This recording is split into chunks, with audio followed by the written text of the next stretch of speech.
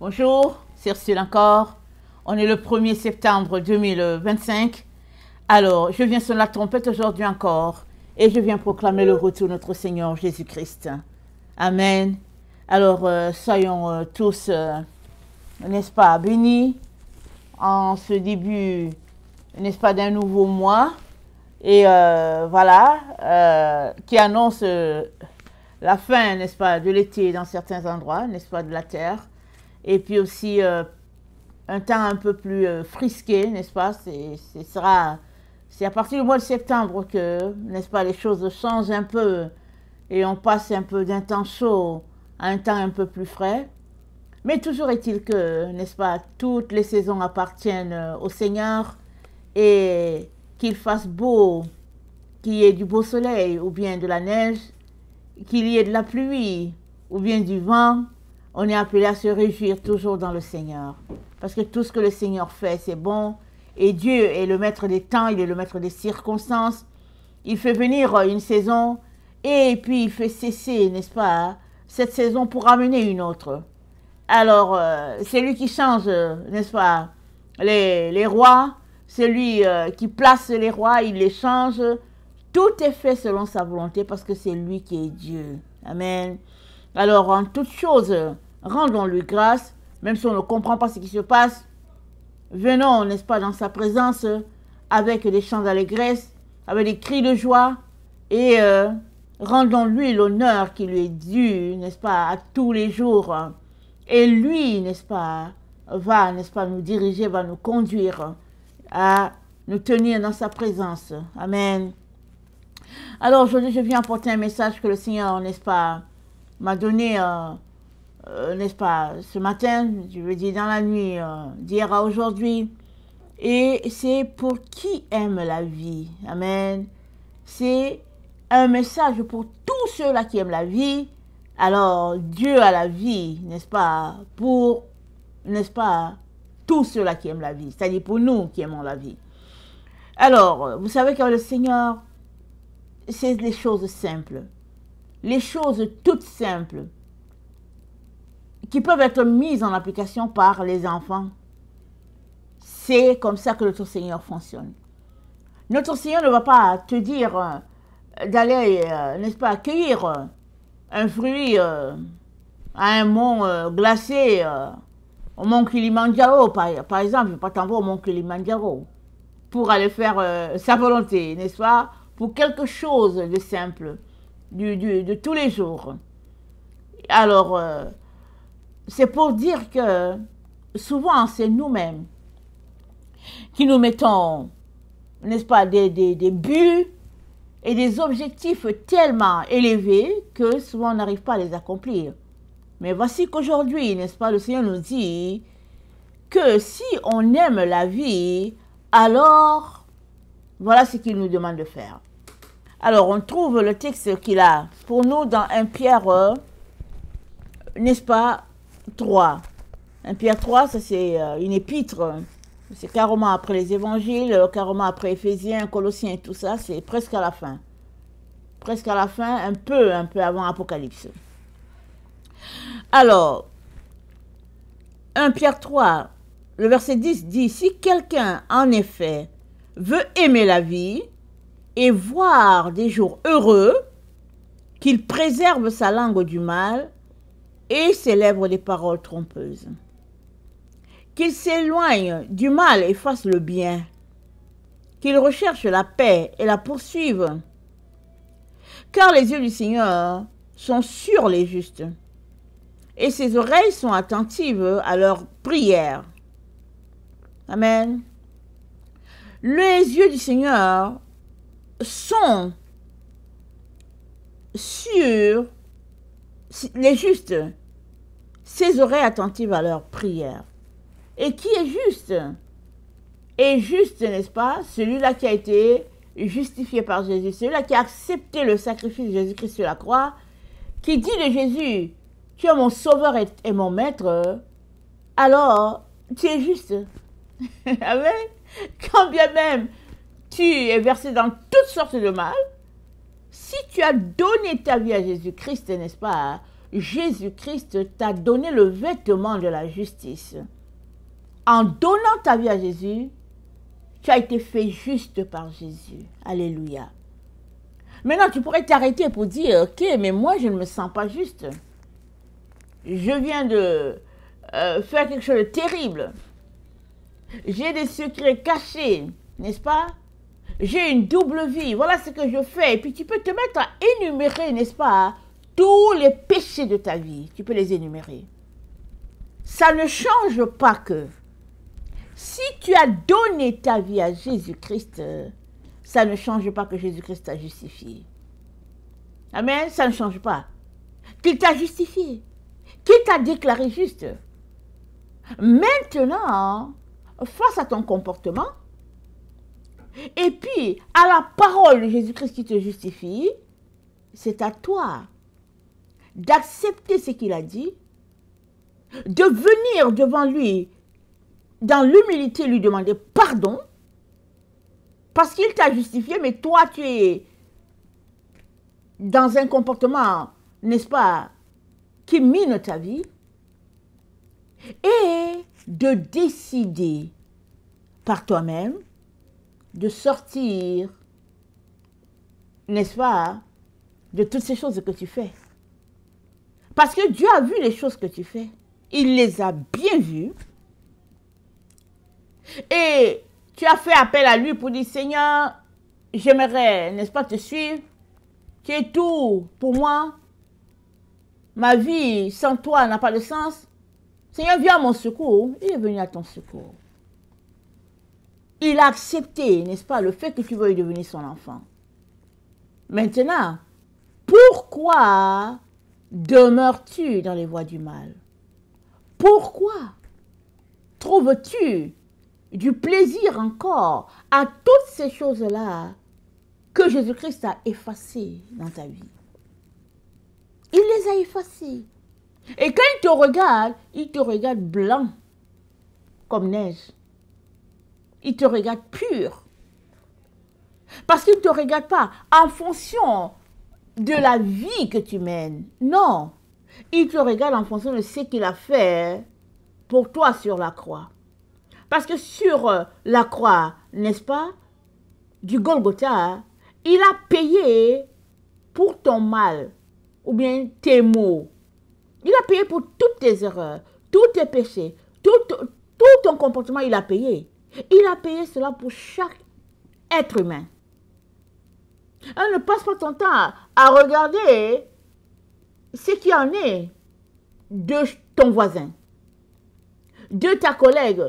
Comment est-ce que Jésus-Christ deal avec telle personne? Non, non. Concentre-toi sur toi. Jésus-Christ a tout payé pour toi. Maintenant, qu'as-tu encore à commettre ces choses-là pour lesquelles son sang a tout effacé? Amen. Le sang de Christ a tout effacé. Alors, il te suffit, n'est-ce pas, de choisir par toi-même de laisser tomber ces comportements. Et vous savez, ça commence par les pensées. Ce sont nos pensées, n'est-ce pas, qui sont à la source de nos comportements. Tu te comportes d'une façon à cause de tes pensées. Amen. Tu te comportes d'une façon à cause de tes pensées. Si tu changes tes pensées, ton comportement aussi va changer. Alors, Dieu donc, n'est-ce pas, en ce jour, nous dit qui aime la vie. Amen. C'est qui aime la vie sur cette terre? Alors il dit, si tu aimes la vie et que tu aimerais avoir les jours heureux, il dit, préserve ta langue du mal. Préserve tes lèvres des paroles trompeuses. C'est-à-dire, c'est à toi de décider, de gérer, n'est-ce pas, ce petit engin, cette partie de ton corps qui est la langue. C'est à toi de décider de gérer cela. La Bible dit, celui qui parle beaucoup ne manque pas de péché. Alors, on n'est pas là pour calculer le nombre de mots qu'on débite par jour. Mais toujours est-il que on sait ce qu'on fait, n'est-ce pas, dans notre quotidien. Et Dieu nous informe tout simplement dans ses proverbes que qui débite beaucoup de mots, la probabilité que la personne pêche est là à cause du nombre de mots que la personne a débité. Ça voudra dire quoi? Ça voudrait dire que, ok, à chacun de nous de couper dans tout ce qui est futile. N'est-ce pas? Et on va diminuer la probabilité, n'est-ce pas, du nombre de péchés dans notre vie. Mais toujours est-il que ce n'est pas Jésus-Christ qui vient nous juger sur nos péchés. Il dit, c'est pas moi qui vous juge. Il dit la parole. C'est la parole de Dieu qui juge. Parce qu'elle est une épée à double tranchant. Elle tranche, jointure et moelle. Elle va, n'est-ce pas, à l'endroit où Dieu l'a envoyé. Et puis, elle va régler ce qui a réglé. Parce que la parole de Dieu, n'est-ce pas, agit ainsi. Pour la gloire de Dieu, c'est son rôle. Amen. Alors, Dieu nous dit donc qu'on n'a pas besoin d'argent pour être heureux. On n'a pas besoin de rouler dans les Lamborghini et puis d'avoir des diplômes et puis d'avoir étudié dans l'université la plus prestigieuse pour être heureux. On n'a pas besoin de faire partie d'une famille X pour être heureux. Il dit, si tu veux être heureux, préserve ta langue du mal. Alors, que faisons-nous avec notre langue? Sommes-nous en train, n'est-ce pas, de l'utiliser pour le bien ou sommes-nous en train de l'utiliser pour le mal? Alors, le Seigneur dit, si tu veux être heureux, il dit de ne pas faire du mal. Alors, il dit de faire attention à tes lèvres, à tes lèvres. Maintenant, suppose que tu as décidé que tu ne veux plus mentir. Tu ne veux plus te moquer des gens. Je prends ces deux exemples. Et tu travailles, n'est-ce pas, à ne plus mentir. Tu travailles à ne plus te moquer des autres. Parce que tu as décidé. Quand ça veut venir, tu dis non. Saint-Esprit, aide-moi. Je ne veux plus aller sur ce chemin. Et l'Esprit de Dieu en toi, n'est-ce pas, va t'aider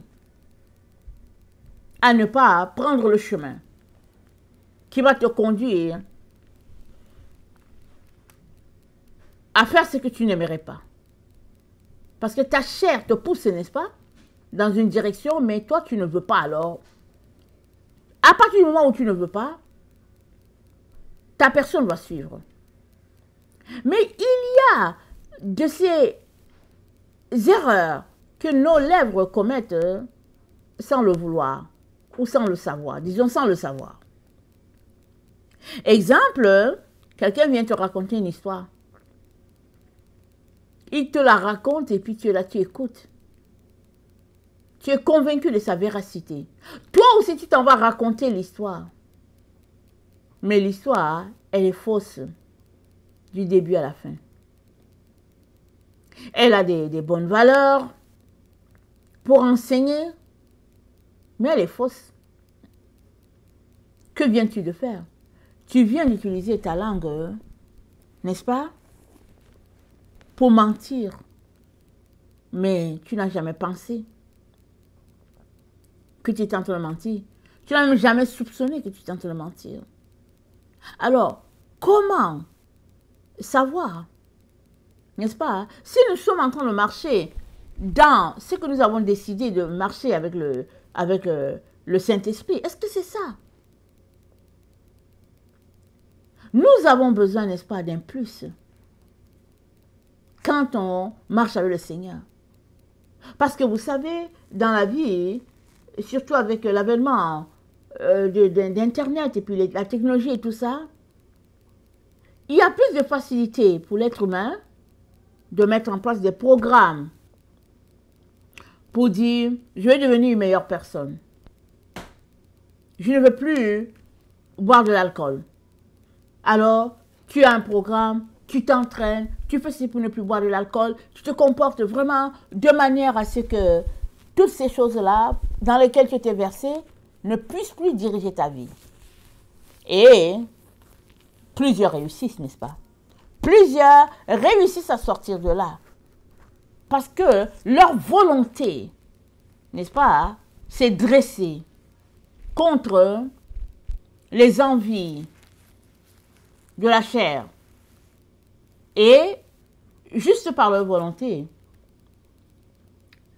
ils ont pu renverser toutes ces choses-là qui les gardaient captifs.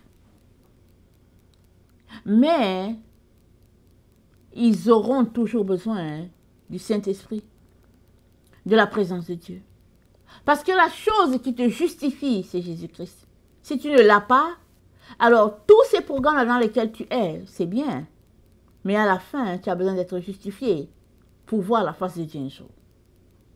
Aussi, si tu es un enfant de Dieu qui a dit, ok, moi en fait, je ne veux plus marcher dans ces choses-là qui me poussent à aller dans les choses pour mon propre orgueil. Je veux tout simplement suivre le Seigneur. C'est bien. Mais tu pourrais te trouver dans une situation où quelqu'un est en train de te raconter une histoire. Tu veux prendre cette histoire-là pour aussi aller enseigner. Mais toute l'histoire est fausse. Et il n'y a que le Saint-Esprit qui va te dire, ne répète pas cette histoire parce qu'elle est fausse. Elle n'est pas de moi. Elle est bien, n'est-ce pas? C'est un bon outil pour enseigner. Mais c'est une histoire qui est fausse. Laisse ça de côté. Je vais te donner une autre histoire. Je vais te donner, n'est-ce pas, une parabole. Et tu vas utiliser cette parabole-là. Tout cela pour dire, le fait, n'est-ce pas, de préserver ses lèvres des paroles trompeuses requiert, n'est-ce pas, notre dépendance vis-à-vis du Saint-Esprit. Parce que, écoutez, dans le monde, n'est-ce pas, de la communication, on entend beaucoup de choses. Les journalistes disent ceci, tel, n'est-ce pas, influenceur dit cela et tout. Mais la vérité, on la saura seulement avec la présence de l'Esprit de Dieu en nous, activé, qui nous envoie des signaux, n'est-ce pas, nous disant de faire attention, parce que cette parole qu'on s'apprête à répéter, ce sera un mensonge. Et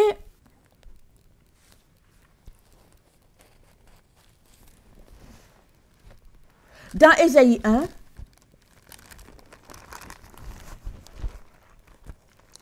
verset 16,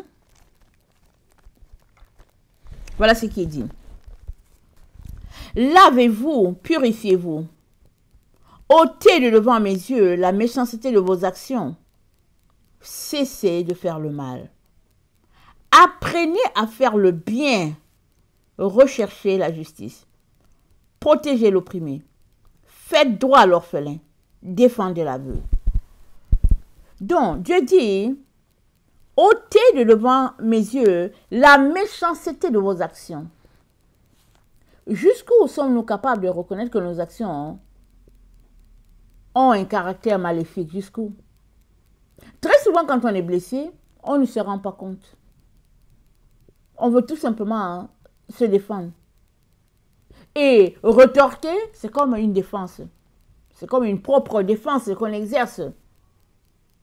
Mais au fait, rétorquer, c'est un acte de méchanceté.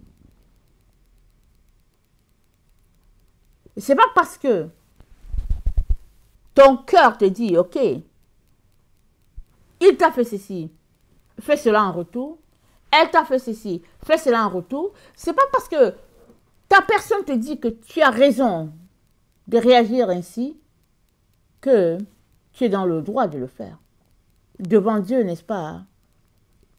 Le fait de retorquer par la méchanceté pour un acte de méchanceté envers toi, ça, au fait, c'est comme si tu t'étais placé en juge, n'est-ce pas? Pour rétribuer l'autre. Alors que Dieu dit, c'est à lui la vengeance, c'est à lui la rétribution. Alors Dieu nous dit, n'est-ce pas? Cessez de faire le mal. Apprenez à faire le bien. Faire le bien, c'est une école. C'est une école où tu entres toi-même. Jésus-Christ a dit, soyez mes imitateurs. Paul a dit, pardon, soyez mes imitateurs comme je le suis le Christ. Jésus-Christ a dit, je fais ce que je vois mon Père faire. Alors, il est important que tu entres dans l'école du Seigneur.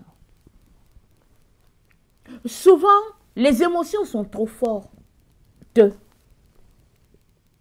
Elles sont tellement fortes, n'est-ce pas? Parce que tu viens d'être blessé et tu règles ta situation en envoyant, n'est-ce pas, une quantité d'émotions en décharge de tout ce que tu as reçu. Et tu peux te satisfaire en disant, ok, il m'a fait ceci, j'ai rendu. Elle m'a fait ceci, j'ai rendu. Mais Dieu dit, apprenez à faire le bien. Recherchez la justice. Et la justice, c'est qui? C'est Jésus, la justice. Alors il dit, recherchez la justice. Ésaïe dit ça, recherchez la justice. Où se trouve la justice, mon frère et ma soeur? C'est où? La justice se trouve en Dieu. Rechercher la justice revient pour toi à marcher avec le Seigneur Jésus. Rechercher la justice revient pour toi, n'est-ce pas, à entrer en communion avec lui par sa parole, par la prière, n'est-ce pas, la louange, l'adoration, n'est-ce pas, l'intercession pour les autres. Tu entres en communion avec Dieu, tu recherches, n'est-ce pas, sa présence et sa justice, n'est-ce pas, sera ton lot par la suite. Faire le bien, ça s'apprend. On peut grandir, n'est-ce pas, comme dans une situation de loi, un peu comme Moïse qui a établi les lois. Si bien que c'était œil pour œil et puis dent pour dent. Alors imagine que quelqu'un t'a fait du mal et puis il t'a blessé à la main et puis toi tu cherches à le blesser en retour. Tu cherches par tout moyen pour dire je vais aussi le blesser. Il m'a blessé à la main gauche, je vais aussi le blesser à la main gauche. Mais je ne sais pas comment faire. Comment est-ce que je vais lui tendre un piège pour pouvoir quand même le blesser parce qu'il m'a blessé? Imaginez cette situation-là. C'était ça ce qui s'est passé dans l'Ancien Testament, oui. Une situation où il n'y avait jamais de pardon. La seule manière d'avoir un pardon, c'était de courir pour aller dans les villes de refuge pour se couper de la personne qui veut se venger de nous. Sinon, c'est fini. La personne va nous tuer, elle va nous attraper, puis elle va nous tuer parce qu'on a fait quelque chose à tel moment. Et Jésus-Christ est venu, il a dit, vous avez appris qu'il a été dit, n'est-ce pas, œil pour œil, dent pour dent, mais moi je vous dis que si quelqu'un vous tape sur la joue, donnez aussi l'autre. Si quelqu'un prend votre manteau, n'est-ce pas, donnez-lui aussi l'autre. C'est-à-dire, soyez dans une attitude de donner, que le bien, ou bien que l'amour, n'est-ce pas, du bien soit notre lot. C'est ça que le Seigneur nous demande. Ça s'apprend. Il y a des gens qui ne sont jamais allés à l'école. Ils n'ont pas appris les ABC. Ils ne les ont pas appris, c'est tout. Et s'ils veulent apprendre à lire, il faudra qu'ils aillent dans une école peut-être pour adultes. Commencer à lire jusqu'à ce que, n'est-ce pas, ils assimilent les différents mots de phrases, etc., jusqu'à pouvoir formuler ce qu'ils veulent dans l'écrit. Parce qu'il y a des gens qui ne savent pas écrire, mais qui parlent couramment, et puis il n'y a pas de problème. Mais et aussi longtemps qu'il n'y a pas apprentissage de l'alphabet, des différents groupes de mots et tout ça, la personne ne saura pas lire. C'est pareil, n'est-ce pas? Pour quiconque marche avec Dieu, pour quiconque aimerait avoir une vie heureuse sur la terre, pour quiconque, n'est-ce pas, aimerait jouir de tout ce que Dieu nous a donné sur cette terre, c'est dit d'apprendre à faire le bien. Ça sera bénéfique pour toi. Et apprendre à faire le bien, souvent, reviendrait, n'est-ce pas, à ne pas rétorquer quand quelqu'un nous provoque. C'est faire le bien. La personne te provoque. La personne te cherche noise. Mais faire le bien reviendrait à faire comme si tu n'as pas vu. Et à prier pour la personne.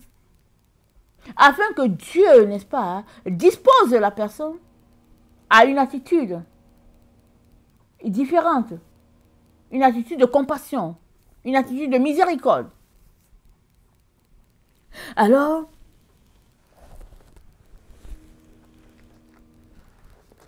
le Seigneur nous encourage aujourd'hui à entrer à son école. L'école du bien. Ça ne va pas tomber sur toi comme ça. Surtout si tu passes ton temps dans les réseaux sociaux pour écouter ce qui s'est passé à tel endroit et puis comment telle violence a été exercée à tel endroit, ça ne va pas t'aider. La seule manière pour que tu profites, n'est-ce pas, de ton école, où tu te seras inscrit toi-même, n'est-ce pas, cette école du Seigneur où tu te seras inscrit, c'est que toi-même, tu sois engagé dans ton apprentissage.